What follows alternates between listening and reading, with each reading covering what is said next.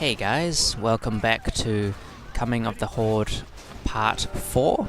I'm Synegg and this is the custom replay Warcraft 3 map by TheBronzeKnee.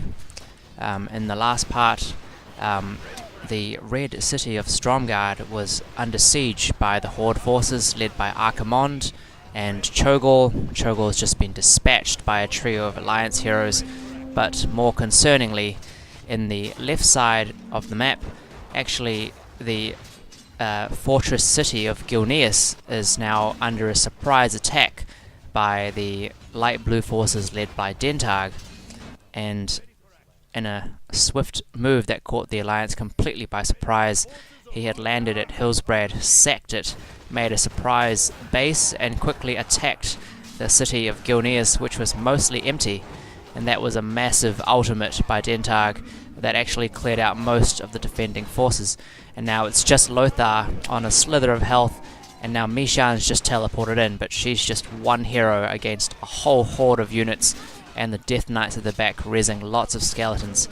And so the Alliance forces were quickly overwhelmed and wiped out, and now this city, yet another city, has fallen.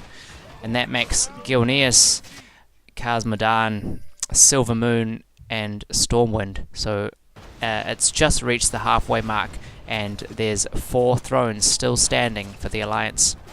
So jumping back to the fight at Stromgarde, it looks like there's Bran, Thoras, and Lorthamar, and Uther and Gen. So 5 heroes standing against Cho'Gall, and Cho'Gall's stuck in this little choke point next to Archimonde, and they're forcing their way through. Cho'Gall's cast his blood runes on the ground, which has done a lot of heavy area of effect damage to a lot of the Alliance forces, and now they're battering their way through. Archimonde's just about dead, but it looks like they've just managed to get through, and Gen is after him in this sort of slightly clowny chase until Cho'Gall sucked him back, and it doesn't look like he's getting out of this one alive. Oh, a valiant effort, but not quite enough.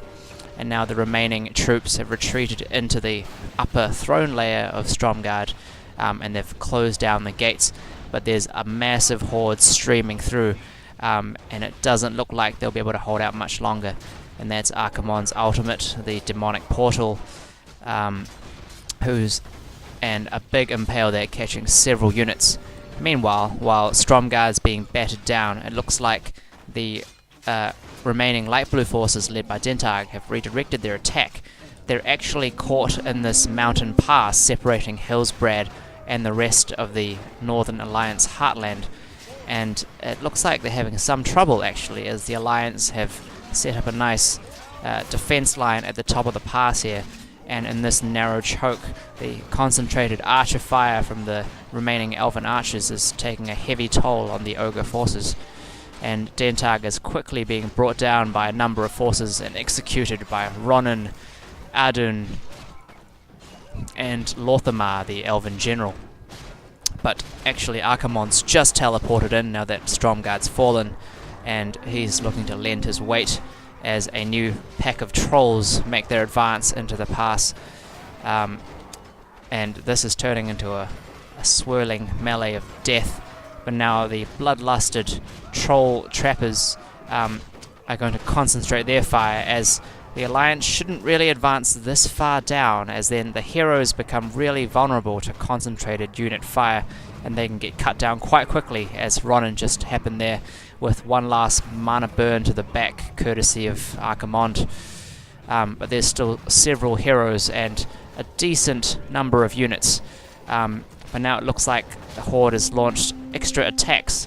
There's a secondary attack led by Terran, the brown Death Knight hero, trying to take Kultiras from Captain Mishan, who's valiantly holding the top of the ramp. But meanwhile, a third attack, although this one might just be a distraction, and this is still a strongly defended pass, mountain pass. This is actually where the bulk of the Gilnean forces were stationed at the stronghold of Alterac, while their city was being sacked. But jumping back, the pass looks like a stalemate, with neither side really making much headway. But more concerningly, down at Kultiras, Mishan is still holding, but most of her forces are getting battered down, and now there's just more and more orcs streaming in through, and it doesn't look like she can hold much longer without assistance.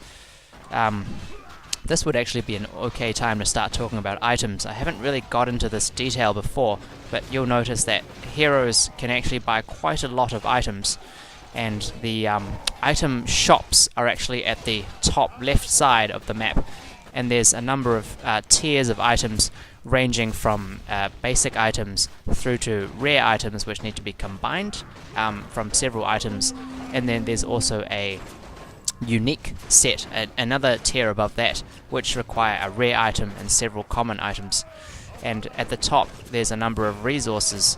You'll see these item points.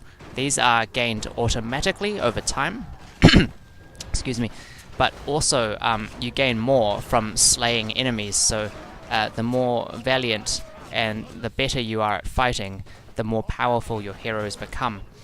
And I won't go into the items too much at this stage, as there's quite a lot of action going on, but you can see all the heroes are starting to gear up with items, and each hero has their own sort of playstyle with different skills and unique attributes that should be maximized, so different sets of items for different types of heroes. But moving back to the fight here at COTH, looks like they've just managed to hold out, and Ronan executed Terran there with Ronan's mana bomb combo, followed up by the ultimate, the super mana drain skill.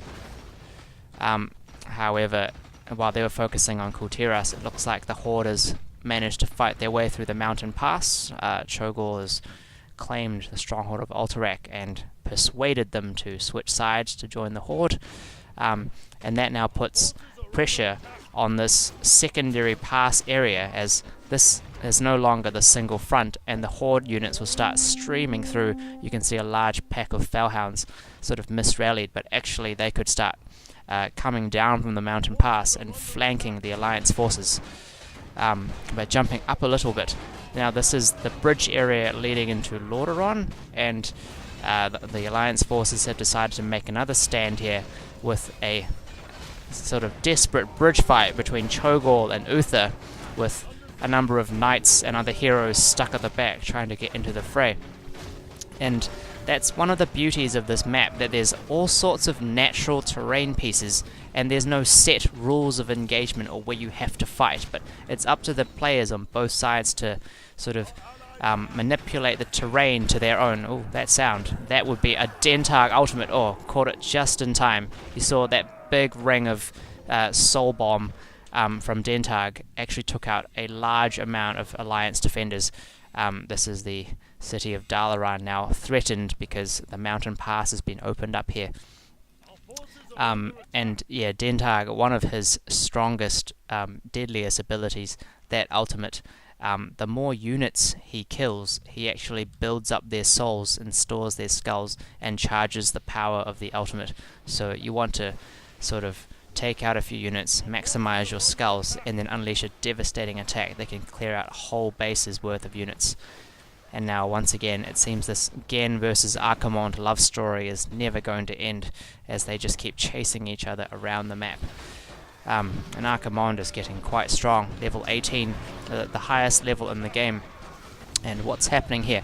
This is a slightly clowny fight, to be sure, as a number of Alliance units have foolishly charged down from the bridge and seem to be throwing their lives away for no apparent reason.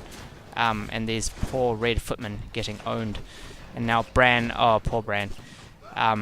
Yes, so one of Cho'Gall's most scary skills is the ability to drag a hero about 500 distance, and that can pull heroes down from walls and such, and it makes escaping from them very difficult.